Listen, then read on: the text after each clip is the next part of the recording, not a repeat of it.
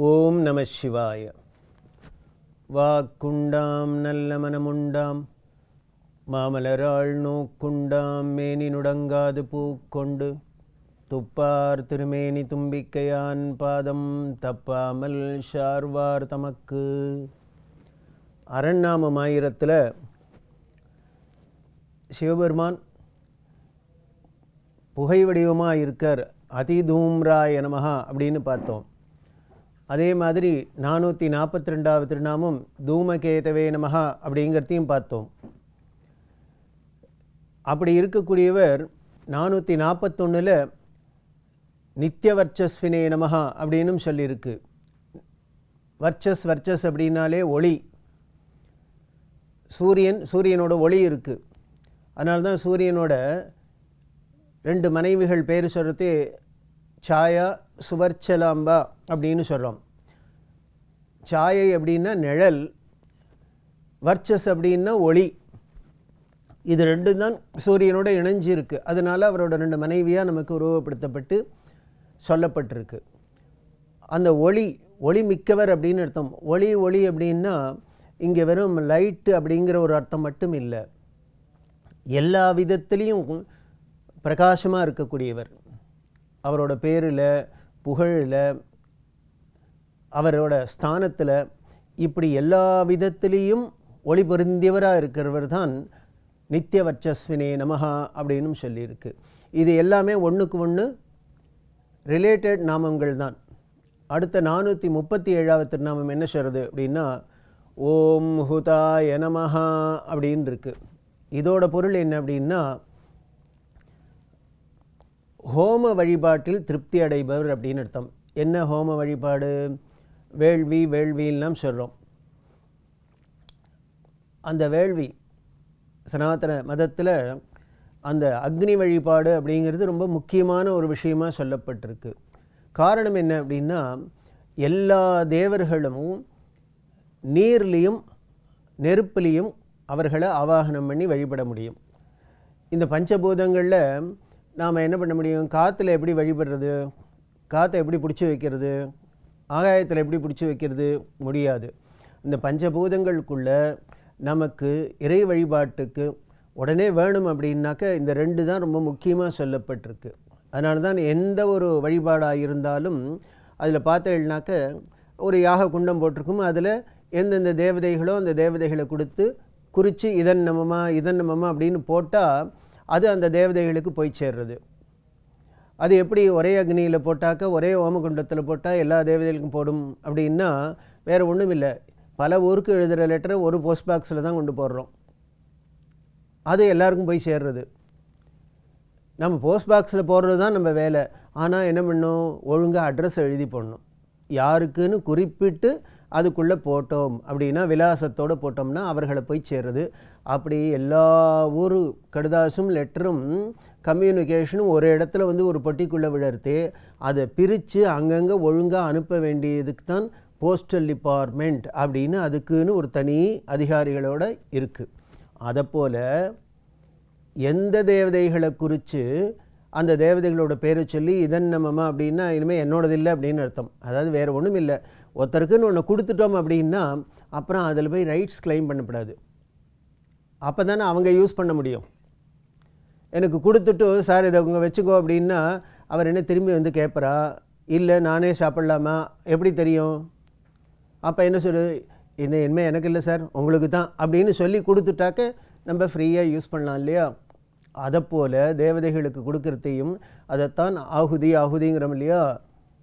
இந்திராய ஸ்வாஹா இந்திராய இதன் நமமா, வாயவே ஸ்வாஹா வாயவே இதன் நமமா, சூர்யாய ஸ்வாஹா சூர்யாய இதன் நமமா அப்படின்னா அந்தந்த தேவதைகளுக்கு அந்த அக்னியில் போடுறது. அந்த அக்னி தேவதையோட வேலை எந்த தேவதைகளுக்கு போய் சேரணுமோ அங்கே கொடுக்க வேண்டியது. அப்படி நெருப்பு மூலியமாக அவர்களுக்கு அனுப்புகிறோம். அதே மாதிரி நீரில் எந்த தேவதையாக இருந்தாலும் கலசம் அப்படின்னு வச்சு அதில் என்ன பண்ணுவோம்? உள்ளுக்குள்ளே தண்ணியை ஊற்றி அதில் எந்த தேவதைகளையும் ஆவாகனம் பண்ணலாம். அதனால் இந்த நீர்லேயும் நெருப்புலேயும் எல்லா தேவர்களும் அங்கே இருக்க முடியும், வசிக்க முடியும். அப்படி வழிபாடு அப்படிங்கிறது நமது ஒரு முக்கியமான ஒரு வழிபாட்டு முறையாக இருக்கிறதுனால அந்த யாக வழிபாட்டு முறையில் திருப்தி அடையக்கூடியவர் அப்படின்னு சொல்லப்பட்டிருக்கு. ஹுதாய நமஹ அப்படின்னா அதில் திருப்தி அடையிற காரணம், இந்த வழியெல்லாம் நமக்கு ஆணையாக பிறப்பித்தது யார்? வேதம் அப்படிங்கிற ஆணையாக பிறப்பித்தவர் யார்? அவர் தானே. ஒருத்தர் ஒரு ஆணை போடுறா, ஒருத்தர் ஒரு சட்டம் ஏற்றா அப்படின்னா அந்த சட்டத்தை ஏற்றவருக்கு என்ன திருப்தி அப்படின்னா அந்த சட்டத்தை எல்லோரும் மதித்து நடந்தால் அவருக்கு திருப்தி இல்லையா? அதை போல தான் அந்த வேதம்ங்கிற ஆணையை பிறப்பித்த அந்த சிவபெருமானுக்கு அதை நாம் யாரெல்லாம் நாம் அதை கிரமமாக ஒழுங்காக செய்கிறோமோ அதில் திருப்தி அடையிறது. அதனால தான் ஹுதாய நமஹா அப்படின்னா இந்த ஹோம வழிபாட்டு யாக வழிபாட்டின் மூலியமாக திருப்தி அடையக்கூடியவர் அப்படிங்கிற பொருளில் இந்த நாமம். அதுக்கு பொருத்தமாகவே அடுத்த 438வது திருநாமம் ஓம் ஹவிஷே நமஹா அப்படின்னு இருக்குது. அப்படின்னா ஹவிஸ் அப்படிங்கிறோம், அதாவது ஹோம வழிபாடு பண்ணுறோம், யாகம்லாம் பண்ணுறோம். அதில் எதையோ தூக்கி உள்ளே விடுறோமா இல்லையா? நெய்யாக இருக்கட்டும், சமித்தாக இருக்கட்டும், இல்லை சில இடங்களில் இது எதுக்கு என்னென்ன அப்படின்னு நமக்கு விதியெல்லாம் சொல்லப்பட்டிருக்கு. ஹவிஸ் அப்படின்னு சாதம் அன்னத்தை அப்படியே கொடுக்கறது. இதெல்லாம் இன்னும் பலவிதமான விஷயங்கள்லாம் இருக்குது. கணபதி ஹோமம் அப்படின்னா அதுக்குன்னு சில திரவியங்கள்லாம் சொல்லப்பட்டிருக்கு. ஒவ்வொரு தேவதைகளுக்கு அவளுக்கு என்ன பிடிக்குமோ அதை தானே கொடுக்க முடியும். இதெல்லாம் இதுக்கெல்லாம் பேர் ஹவிஸ்ன்னு பேர். அவர் என்ன பண்ணுறான்னு, இந்த ஹோம வழிபாட்டுக்கு உண்டான ஹவிஸாக இருக்கக்கூடியவர், அந்த பொருளாகவே இருக்கக்கூடியவர். அதனால தான் ஹவிஷே நமஹா அப்படின்னு. இதுக்கு முதல் நாமத்தில் அந்த வழிபாடுகளுக்கு மூலிமா திருப்தி அடையக்கூடியவர், சந்தோஷப்படக்கூடியவர்னு சொல்லிட்டு அடுத்தது நாமமே என்ன சொல்லிடுத்தோன்னு, அந்த ஹோம வழிபாட்டுக்கு உண்டான என்னென்ன வேண்டிய சாமான்கள்லாம் இருக்கோ அதுவுமே அவர் தான்ப்பா அப்படின்னு. ஏன் சர்வம் பிரம்மமயம் அப்படின்னு எல்லாமே அந்த பரம்பொருளோட ஒரு வெளிப்பாடு தான். அதனால் பிரம்மார்ப்பணம் பிரம்மஹவிஹி அப்படின்னே நமக்கு சொல்லப்பட்டிருக்கு. அந்த பிரம்மமாக இருந்து ஏற்றுக்கிறதும் அவர் தான், அந்த பொருளும் அவர் தான், அதை செய்யக்கூடியவரும் அவர் தான் அப்படின்னு பின்னால் போகிறது பெருசாக. இப்படி சர்வம் எல்லாம் அதுதான் அப்படிங்கிற ஒரு பாவத்தில் தான் இப்படி சொல்லப்பட்டிருக்கு. அடுத்த 439வது திருநாமம் ஓம் ரிஷணாய நமஹா அப்படின்னு சொல்லியிருக்கு. இதோட பொருள் என்ன அப்படின்னா தர்மம் அறமே வடிவானவர். இவர் எப்படி இருக்கார்? இவரோட வடிவம் என்ன? அறமே வடிவானவர். ராமாயணத்தில் ராமரை பற்றி சொல்கிறதே ராமோ விக்கிரகவான் தர்மஹா அப்படின்னு சொல்கிறது. அப்படின்னா தர்மம் தர்மம்னு சொல்கிற அறம் அறம்னு சொல்கிறோமே, அதோட வடிவம்தான்ப்பா ராமன். அந்த தர்மம் தர்மம் அறம் அறம்னு சொல்கிறது ஒரு மனித வடிவத்தில் வந்ததுன்னால் அது இவன்தான் அப்படின்னு ராமாயணம் சொல்கிறது. ஆச்சரியம் என்ன அதில்? இப்படி ராமரை தர்மமே வடிவம்னு யார் சொல்கிறா? ஏதோ ராமரோட அப்பா சொன்னார், அம்மா சொன்னார், மனைவி சொன்னார், மாமனார் சொன்னார், அவரெல்லாம் சொல்ல. யார் எதிரியோ சத்ருவோ அவன் சொல்கிறான், மாரீச்சன் சொல்கிறான், ராவணனுக்கு உபதேசம் பண்ணுறான்.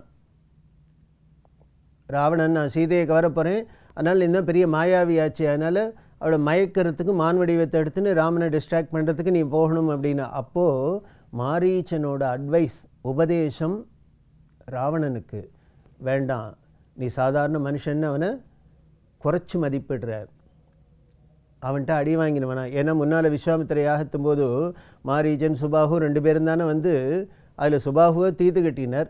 இந்த மாரீச்சனையும் தீர்த்துருக்கப்படாதோ, அவனை மட்டும் ஏன் உயிரோடு விட்டார்னார். பின்னால் பெரிய ரோல் அவனுக்கு இருக்கே, அதனால் விட்டு வச்சார் போல இருக்குது. அப்போ அடி வாங்கினதுனால சொல்கிறார், நான் வாங்கியிருக்கேன், வாங்கியிருக்கேன், அதனால் அவனோட பராக்கிரமம் என்ன வீரம் என்னன்னு எனக்கு தெரியும், அதனால் சாதாரண மனுஷன்னு நீ தப்பு கணக்கு போடுற பண்ணாத. அப்போ சொல்கிறான், நீ சரி அப்படியே நீ எப்படி பண்ணணுன்னா கூட அவனுக்கு கெடுதல் நினைக்கணும் கூட, அவன் உனக்கு என்ன கெடுதல் பண்ணான்? அவன் பாட்டுக்கு காட்டில் வனவாசத்துக்கு வந்திருக்கான், போயின்னு இருக்கார், அதுக்கு எதுக்கு நீ கெடுதல் நினைக்கிற? அதனால் ராமோ விக்கிரகமான தர்மஹா, அவன் தர்மமே வடிவானவன்டான், அவன் யாருக்கும் எந்த கெடுதலும் நினைக்கல பண்ணலை, அதனால் அவனுக்கு கெடுதல் நினைக்காதுன்னு சொல்கிறது யார்? மாரீச்சன். அப்படின்னா அந்த பரம்பொருள் அப்படின்னா அது தர்மமே வடிவானது. அதனால தான் நீங்கள் விருஷணாய நமஹா அப்படின்னு முன்னாலேயே பார்த்துருக்கோம். அந்த ரிஷபம் அப்படின்னாலே காளை வடிவம். அந்த காளை அதுதான் தர்மமே ஒரு ரிஷபம் அப்படிங்கிற காளை வடிவமாக இருக்குது. அது மேலே உட்கார்ந்து இருக்கிற இவரும் தர்ம வடிவமாக இருக்கார் அப்படின்னா எல்லாமே அவர் தான். அப்படின்னா அந்த காளை மட்டும் வேறு எங்கேனும் தனியாக வரும்? அப்படி இருக்கார். அந்த தர்ம மூர்த்தியாக தர்மமே வடிவா தர்மேஸ்வரர் அப்படின்னு இருக்கார். அப்படி தர்ம வடிவமாக இருக்கிறதுனாலே விருஷணாய நமஹா அப்படின்னு சொல்லியிருக்கு. அந்த தர்ம வடிவம் அப்படின்னோடனே ஞாபகம் வருது. காஞ்சிபுரம் மாவட்டத்தில் மணிமங்கலம்ங்கிற ஊர் இருக்குது. அந்த ஊரில் அது பெரிய திருத்தலம். அங்கே இருக்கிற சுவாமி பேர் தர்மேஸ்வரர் அப்படின்னு பேர். தர்மேஸ்வரர் வேதாம்பிகை அப்படின்னு. அங்கே சிவபுஷ்கரணின்னு அது தீர்த்தம். சரக்கொன்னை அப்படிங்கிற மரம் தான் அங்கே ஸ்தல விருட்சமாலாம் இருக்குது. இது தொல்லியல் துறை ஆர்கியலாஜிக்கல் டிபார்ட்மெண்ட்டில் கண்ட்ரோலில் இருக்கிற ஒரு ரொம்ப பழமையான கோவில். பல்லவ மன்னர்களால் திருப்பணி செய்யப்பட்ட கோவில் அது. அப்படி ஒரு பிரமாதமான க்ஷேத்திரம் அது. தர்ம வடிவமாக இருக்குது. அதாவது தர்மம் தழிக்கிறதுக்கு நமக்கு ஏதோ கேஸ்லாம் நடந்துருக்கு. அதில் நமக்கு நம்ம பக்கம் தர்மம் இருந்து நமக்கு நீதி வேணும் அப்படின்னாக்க இந்த கோவிலில் போய் தர்மேஸ்வரர் வழிபட்டால் கிடைக்கும் அப்படின்னு நம்பிக்கை. பல்லவ மன்னர் அதோட புராணம் எப்படி சொல்கிறது அப்படின்னா, பல்லவ மன்னர் ஒருத்தர் இருந்தார். அந்த பல்லவ மன்னர் பரம சிவபக்தராக இருந்தார். அவருக்கு பல தர்மங்களை பண்ணியிருக்கார். எத்தனையோ ஜனங்களுக்கு வாரி வாரி கொடுக்கறது, அப்படி கர்ணன் மாதிரி அப்படி தர்மங்கள்லாம் பண்ணியிருந்தார். அப்படி எல்லாம் பண்ணியிருக்கிற அவருக்கு ஒரே ஒரு ஆசை, சிவபெருமானுக்கு ஒரு கோவில் கட்டி அந்த தர்மத்தை ஆலயம் கட்டுறதுங்கிறது பெரிய தர்மம். அதையும் பண்ணி தரிசனம் பண்ணும் அப்படின்னு ஆசைப்பட்டார். ஆனால் அவருக்கு என்னென்னா, எங்கே கோவில் கட்டுறது, எந்த ஊரில் கட்டுறது? தன்னோட பல்லவ ராஜ்யம் இத்தனாம்பரிசுக்கு இருக்குது. அதில் எங்கே கட்டுறதுன்னு அதில் ஒரு குழப்பம். அவர் கட்டணும்னு நினச்சின்னு இருக்கார். ஆனால் எந்த இடத்துல கட்டுறது, எப்படி கட்டுறதுன்னு அவருக்கு புரியல. அப்படி அவர் குழம்பின்னு இருக்கிறதே என்ன பண்ணார், சிவபெருமானே ஒரு வயோதிகரான ஒரு சிவவேட அடியார் வேடத்தில் வந்தார். வந்து இந்த ராஜாட்ட கேட்குற, நீ பெரிய தான தர்மசீலனாமே, எனக்கு ஏதானும் கொடே அப்படின்னு கையேந்தி நிற்கிறார். எனக்கு ஏதானும் தர்மம் பண்ணேன் கொடை, என்ன வேணால் கொடு அப்படின்னு. அப்போ உடனே ராஜா கேட்குறார், உனக்கு என்ன வேணால் கொடுக்கணுன்னா என்ன கொடுக்கணும்னு சொல்லுங்க. ஏன்னா என்கிட்ட என்ன விரும்பி கேட்குறாளோ அதை கொடுக்கறதுக்கு நான் தயாராக இருக்கேன், என்ன கொடுக்கணும் அப்படின்னு. அப்போ அவர் உடனே சொல்கிறார், ஒன்றும் வேண்டாம், எனக்கு ஒரு சிவன் கோவில் கட்டி தரியான்னார். கோவிலை கட்டி தரியான்னார். ராஜாவுக்கு தூக்கி ஏறிப்பட்டுது. இனி அது இந்த ஆள் இப்படி வந்து கேட்குறேன், நாம் என்ன பண்ணணும்னு நினச்சிட்டு இருக்கோமோ அதையே இவர் தனக்கு தர்மமாக கேட்குறாரே அப்படின்ட்டு. ராஜா ரொம்ப சந்தோஷப்பட்டு, சொல்லுங்க பெரியவரே எங்கே கட்டணும் அப்படின்னார். கையை காமிச்சார், ஒரு இடத்த காமிச்சு, இந்த இடம்தான் அப்படின்னார். ராஜாவுக்கு புரிஞ்சு கொடுத்தோம். உடனே அடுத்த நிமிஷம் என்ன, இந்த வயோதிகராக வந்து சிவபெருமான் மறைஞ்சு போயிட்டார். ராஜா பல்லவராஜா ரொம்ப சந்தோஷப்பட்டான். நான் எங்கே கோவில் கட்டுறதுன்னு நினச்சிட்டு தவிக்கிறேங்கிறதுக்காக எனக்காக இப்படி யாச்சகம் பண்ணுறாப்புல என்கிட்ட பிச்சை கேட்குறாப்புல வந்து இடத்த கேட்டு வாங்கிட்டு இருக்கே அப்படின்னு அவருக்கு உடனே ஆலயம் கட்டி அங்கே தர்மேஸ்வரர் அப்படின்னு பேர் வச்சு அந்த இடத்துல அவரை பிரதிஷ்டை பண்ணின்னு தான் அந்த புராணம் சொல்கிறது. அதே மாதிரி திருவாரூர் மாவட்டத்தில் அச்சுதமங்கலம் அப்படின்னு இருக்குது. அங்கே தர்மபுத்தருக்காக அவர்கள் காட்டில் வனவாசத்தில் இருக்கிறதே பல இடத்துல போய் எல்லாம் பண்ணினா இல்லையா, இந்த இடத்துல வரத்தே திரௌபதி சொல்கிறா, இது நல்ல இடமா இருக்குது, இங்கேயே வாசம் பண்ணலாம்.